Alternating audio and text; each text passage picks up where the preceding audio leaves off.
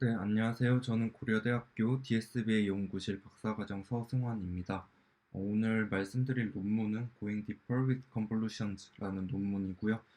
사실 논문의 제목도 굉장히 유명한 논문이지만 이 논문의 제목보다는 인셉션이나 구글렛으로 조금 더 유명한 알려진 논문입니다.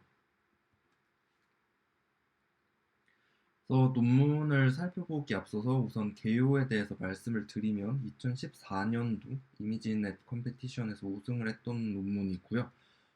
이때만 해도 지금은 이제 저희가 사용을 하고 있는 대부분의 모델들보다 깊다고는 볼 수 없지만 이 당시 2014년도만 해도 굉장히 깊은 모델 구조를 가지고 있었고 도전적인 논문이었다라고 볼 수 있을 것 같고요. 이렇게 깊게 네트워크를 쌓다 보니까 아무래도 연산량이 늘어나게 되는데 그러한 연산량에 대한 고민들을 어떻게 이제 좀 연산량을 어떻게 해결했는지 그 고민의 흔적들이 보이는 논문이었고요. 우승을 한 걸로 알 수 있듯이 당연히 이 당시 쏘타 성능을 보였습니다. 그런데 이제 좀 우승을 한 거에 비해서는 널리 활용되지 못하고 오히려 이 2014년도에 준우승을 했던 VGG라는 네트워크가 이 이후에 있었던 여러 논문들에서 이미지의 피처를 잘 뽑아내는 것 같더라라는 레포팅이 많이 되면서 VGG가 더 유명해지고 더 널리 쓰여지 않나라고 생각이 되는 그러한 논문입니다. 앞에서 말씀드렸던 것처럼 이 논문은 이 당시 2014년도 기준으로 상당히 깊게 이제 레이어를 쌓는 그런 도전을 했던 논문이 되는데 아마 이 피규어를 많이들 보셨을 거예요. 굉장히 유명한 피규어인데 2010년부터 진행된 이 컴페티션에서 좀 얕은 네트워크가 사용이 되다가 2012년도에 최초로 이제 저희가 알렉스넷 딥러닝의 포문을 연 그런 논문이 나오게 되면서 이제 이 알렉스넷은 8레이어로 구성이 되어 있죠.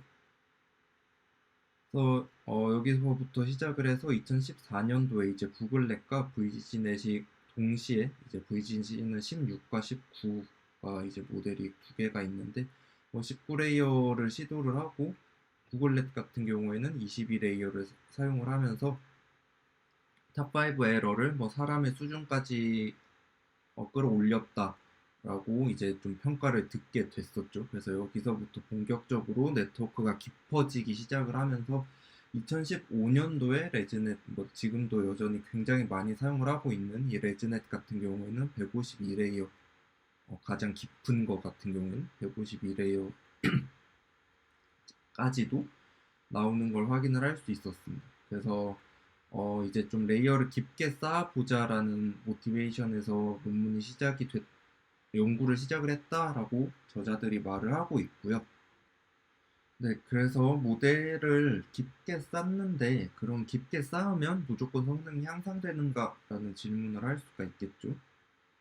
지금은 대부분 이제 답을 아실 테지만 이 당시만 해도 실험적으로 네트워크를 쌓는 건 좋은 것 같은데 쌓다 보니까 뭐 학습이 잘 안 되더라 혹은 뭐 좀 연산을 할 수가 없더라 이런 문제들이 하나씩 발견이 되게 됩니다. 그래서 이 논문에서 말을 하고 있는 네트워크를 깊게 쌓았을 때 발생하는 문제점 같은 경우에는 우선 네트워크가 깊어진다는 얘기는 이게 레이어가 많아진다는 말이 되는데 레이어라는 게 결국 커널 필터가 되겠죠. 커널이 되기 때문에 뭐 3x3이나 5x5의 이런 필터들이 늘어나게 되면 이게 결국 다 파라미터가 되기 때문에 모델 입장에서 학습을 해야 되는 파라미터가 이제 레이어가 증가함에 따라 선형적으로 늘어나는 그러한 상황이죠. 그래서 공통적으로 파라미터가 늘어나서 오버피팅이 발생하기도 쉽고 그만큼 계산도 복잡해진다라는 말을 하고 있습니다. 그래서 뭐 여기서 오버피팅 같은 경우에는 이제 데이터 양이 적고 모델의 파라미터가 많을수록 잘 일어난다라고 생각을 하시면 될 것 같고요. 어, 뭐 정의를 살펴보자면 이제 모델이 트레이닝 데이터에 너무 과적합, 말 그대로 과적합돼서 조금 더 쉽게 표현하면 트레이닝 데이터를 온전히 외워버려서 새로운 테스트 데이터가 들어왔을 때 반응을 잘 못한다. 다시 말해서 이제 트레이닝 어큐러시는 굉장히 높은데 테스트 어큐러시는 매우 낮은 그러한 상황을 이제 오버피팅 됐다, 트레이닝 데이터에 오버피팅 됐다라고 표현을 하고요. 그러한 현상이 파라미터가 증가하기 때문에 발생을 할 수밖에 없고, 뭐 파라미터가 늘어난다는 것 자체가 계산 복잡도가 늘어난다는 거랑 뭐 동치라는 개념으로 볼 수 있기 때문에 이런 두 가지 문제점이 있다라고 말을 하고 있습니다. 이것들을 그 저자들이 어떻게 해결을 했는지를 살펴보기에 앞서서 우선 구글넷의 전체적인 네트워크 구조는 이렇게 생겼습니다. 가장 오른쪽 여기 부분이 인풋, 여기가 인풋이고요. 가장 왼쪽이 아웃풋, 로짓, 뭐 소프트맥스가 됩니다. 그래서 여기 보시면 하나로 시작을 해서 하나로 끝나는 이 벌어졌다가 좁아지는 이 모듈들이 보일 거예요. 이게 반복적으로 계속 보이는데 이 모듈들을 이제 인셉션 모듈이라고 부릅니다. 그래서 이 인셉션 모듈이 어떻게 구성이 되어 있고 어떤 역할을 하는지 지금부터 살펴보도록 하겠습니다. 그래서 인셉션 모듈 같은 경우에는 이제 이 논문에서 사용한 모듈은 오른쪽이라고 봐주시면 되고요. 오른쪽을 사용을 했고 이제 왼쪽에서 시작을 했다라고 봐주시면 되겠습니다. 왼쪽에서 시작을 해서 오른쪽으로 넘어왔다라고 봐주시면 되는데 이제 왼쪽에서 하고 싶었던 저자들이 하고 싶었던 거는 원바이원과 뭐 3x3, 5x5 그리고 풀링을 이제 저희가 보통 네트워크는 뭐 컴브 풀링 여기가 풀링이고 컴브 풀링 이런 식으로 이제 시퀀셜하게 넘어가게 되는데 이걸 가로로 한 번에 놓고 피처를 다 뽑은 다음에 컨캣을 하면 이제 세로로 이렇게 시퀀셜하게 놨을 때도 풀링 레이어가 있고 없고가 모델 성능에 굉장히 큰 차이가 나기 때문에 이런 식으로 가로로 병렬적으로 진행을 할 때도 있는 게 훨씬 좋을 거다라고 저자들이 생각을 했다고 해요. 그래서 풀링을 넣었다라고 말을 하고 있고 뭐 이런 식으로 다양한 사이즈의 이제 그 필터 사이즈를 사용을 해서 모델 그 인풋에 로컬리한 부분들을 볼 때 다양한 관점으로 볼 수 있게끔 이런 구조를 형성을 해서 이제 위에 컨캣을 하는 구조를 생각을 했는데 이런 식으로 했더니 3x3이나 5x5에서 그 연산량이 너무 많아져 버리는 거죠. 너무 많아져 버려서 저자들이 생각을 하다가 이제 이러한 원바이원 컴브를 넣는 거를 생각을 했다라고 합니다. 그래서 원바이원 컴브를 이런 식으로 추가를 해서 연산량이 늘어나는 것에 대해서 좀 대응을 하고 있고요.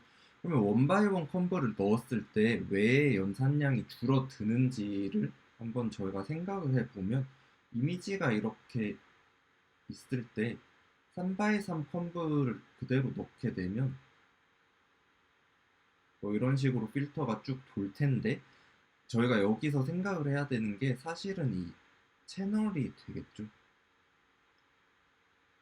그래서 앞에서 보셨던 것처럼 이게 레이어가 깊게 쌓이면 쌓일수록 필터 수가 계속 많아지는 상황이 될 테기 때문에 그러면 그 필터 수만큼 다음 레이어에서 채널 수가 늘어나게 되는데 여기가 이제 필터 개수만큼 채널의 뎁스가 늘어날 텐데 그 늘어난 뎁스를 가지고 3x3 컴보를 그대로 사용을 하게 되면 3x3이 기본적으로 이제 9개를 가지고 있고 거기에 이 채널 수만큼 연산량이 늘어나겠죠. 5x5도 뭐 필터 자체가 25개의 파라미터를 가지고 있는데 이거를 채널 수만큼 연산을 해줘야 되니까 아무래도 좀 부담스럽다라는 거죠. 그래서 원바이원 컴보를 쓰면 이게 이런 식으로 이미지가 있고 필터가 있을 때 같은 채널이라고 해도 저희는 원바이원 한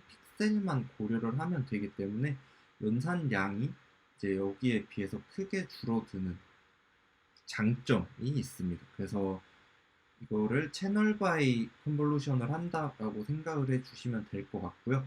원바이원 컨브를 그럼 하나만 써서 한 채널로 만든 다음에 여기서 3x3 컨브를 돌아가냐라고 생각이 드실 수도 있는데, 이거는 저자들이 친절하게 이 뒤에서 표를 제공을 해서 원바이원 컨브를 이 앞에서 이 블럭마다 몇 개로 지정을 했는지를 다 상세하게 기재를 하고 있습니다. 그래서 그 부분에 넘어가서 한 번 더 다시 살펴보시면 될 것 같고요. 그래서 이 부분을 보시면 앞에서 말씀드렸던 것처럼 이제 각 블럭마다 컨볼루션 뭐 레이어나 블럭, 이 인셉션 모듈이 되겠죠. 이 레이어마다 커널 사이즈 그리고 커널의 스트라이드 그렇게 진행을 했을 때 아웃풋 피처 맵의 사이즈, 뎁스 같은 거는 이 컨볼루션을 연속해서 몇 개를 썼나 라는 의미가 될 것 같고요.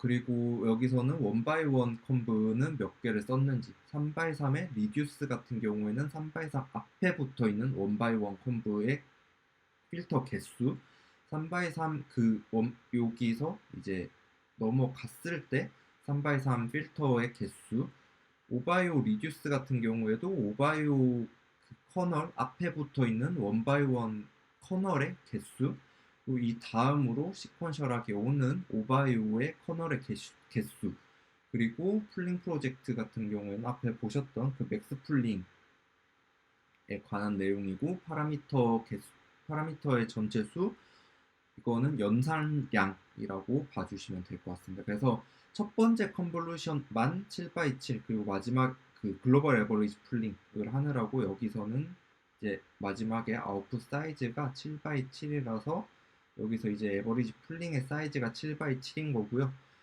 풀링 자체는 전부 3x3, 여기서는 3x3으로 진행된 것을 확인을 할 수 있습니다. 그래서 결국 첫 번째 스템, 여기서는 이제 첫 번째 레이어를 스템이라고 부르는데, 스템에서 7x7로 이제 진행을 하고요.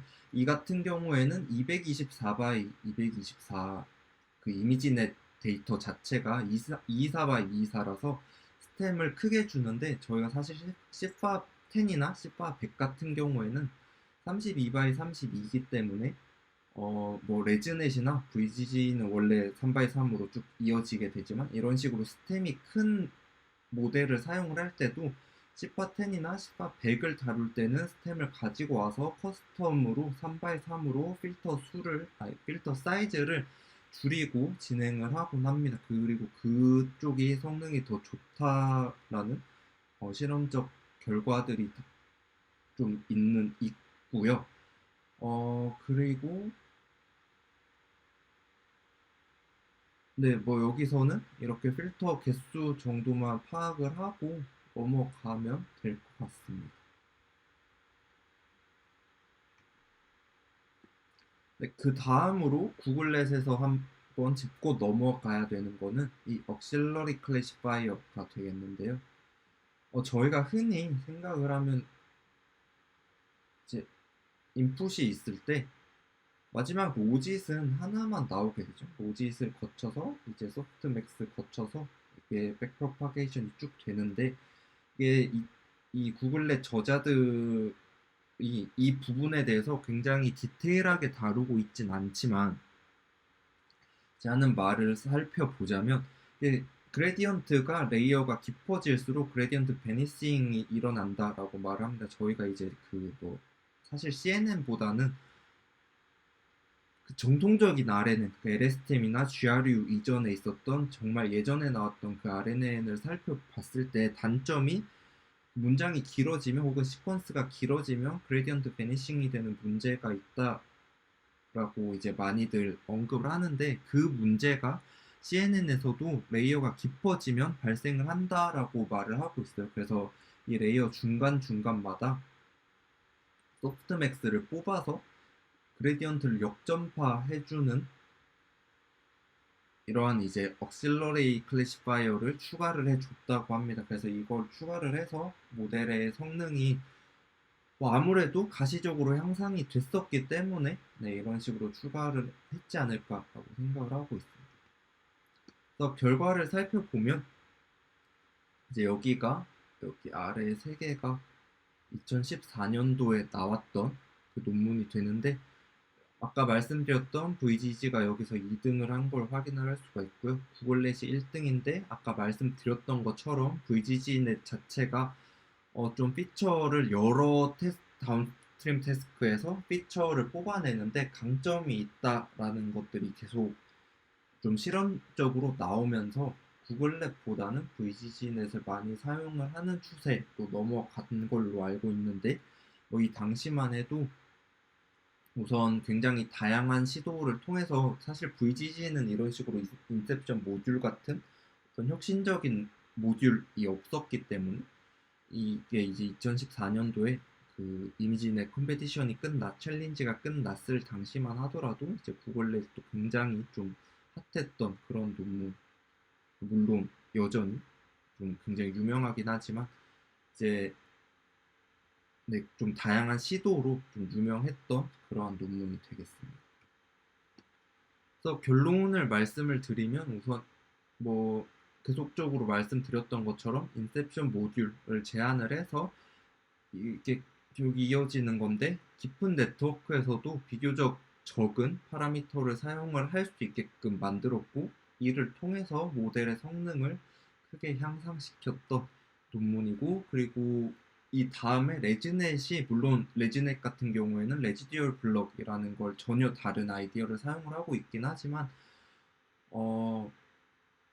뭐 CNN에 원바이원 컴보를 사용을 한다거나 뭐 원바이원 컴보를 통해서 그 연산량을 획기적으로 줄이는 그러한 후속 연구들에서 굉장히 많이 다양하게 사용을 하는 그런 아이디어들을 보여줬기 때문에 굉장히 의미가 있는 그리고 실험 성능적으로도 굉장히 의미가 있는 그러한 논문이라고 볼 수 있을 것 같습니다. 그래서 오늘 준비한 내용은 여기까지고요. 들어주셔서 감사합니다.